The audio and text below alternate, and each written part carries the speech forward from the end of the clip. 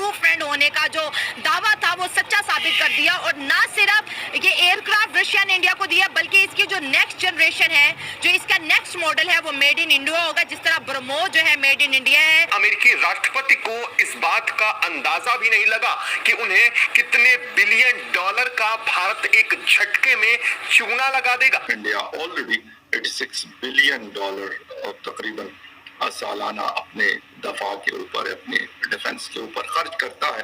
अब लाजमी सी बात है कि शायद ये $100 बिलियन या प्लस इससे ऊपर भी जा सकता है। अमेरिका बहादुर क्योंकि भारत को और किसी तरह से पीछे नहीं कर पा रहे थे, तो अमेरिका बहादुर ने पैतरा बदलकर अब ये कहा है कि साहब कि आप हमसे F-35A खरीद लीजिए। ये भी हो सकता है कि जैसे ट्रंप की आया है तो उसने पाकिस्तान की आर्मी को फेवर दी है, उनकी तारीफ की है, ठीक है, इस वजह से भी जो भारतीय कैंप है ना उसमें खलबली मची है। China is giving us the best weapons and China standing solidly with us. लोग इंडिया में यही कह रहे हैं कि नाउ बी केयरफुल। आपका ख्याल था आप पाकिस्तान के साथ लड़ने जा रहे हैं, पता ये चला कि पाकिस्तान के साथ चाइना खड़ा था। पाकिस्तान को यहाँ पे एक एज ये है कि पाकिस्तान को ये जहाज जल्दी मिल रहे हैं। हाँ, ये जरूर है कि ये चाइनीज टेक्नोलॉजी, और चाइनीज टेक्नोलॉजी के ऊपर बड़ी क्रिटिसिज्म होती है। सबसे बड़ी बात ये है कि इंडिया अपने मर्जी से मिसाइल की इंस्टॉलेशन इसके अंदर करवाएगा, अपने मर्जी के मिसाइल इसमें डालेगा। रशिया ने मॉडिफिकेशन करने की परमिशन दे दी है। अब अमेरिका बहादुर ने पैतरा बदल दिया है। अमेरिका बहादुर F-35 स्टेल्थ को भाई बोलते हैं हमारे अमेरिका वाले कि ये बेस्ट फाइटर है, स्टेल्थ फाइटर है और बड़ा ज़बरदस्त है, इसका कोई मुकाबला नहीं है।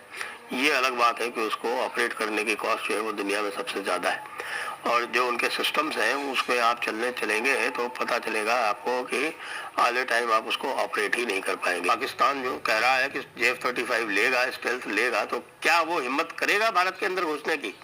और अगर भारत के अंदर उसको घुसना नहीं है तो वो स्टेल्थ वाले लेके करेगा क्या? वैसे भी स्टेल्थ डिटेक्टिंग रेडार्स आ गए हैं, तो स्टेल्थ डिटेक्टिंग रेडार्स इन F-35 को भी डिटेक्ट कर लेंगे। और पाकिस्तान जो है इतना छोटा सा है, वो बेचारे की 300-400 किलोमीटर तो टोटल उसकी डेप्थ है, और कहीं से भी भारत उनको उड़ा देगा। तो इसलिए भारत का जो MRFA प्रोग्राम है, मेरे विचार से उनको रफाल के ऊपर ही केंद्रित रखना चाहिए। और मान लीजिए यदि एयरफोर्स को लगता है कि हमको कुछ स्टेल्थ एयरक्राफ्ट की आवश्यकता है, बीच में 5 जनरेशन या 5+ जनरेशन की आवश्यकता है, तो फिर Su-57 के लिए जाना चाहिए। F-35 के लिए कतई भी नहीं जाना चाहिए, क्योंकि F-35 का है वो अकेले कुछ भी कर नहीं सकता। उसका पूरा एक इकोसिस्टम है, और इस इकोसिस्टम के इंटीग्रेशन आप F-35 से कर नहीं सकते, क्योंकि अमेरिकन आपको उनका जो कोई भी सिस्टम है उसको दूसरे से इंटीग्रेट करने नहीं देते।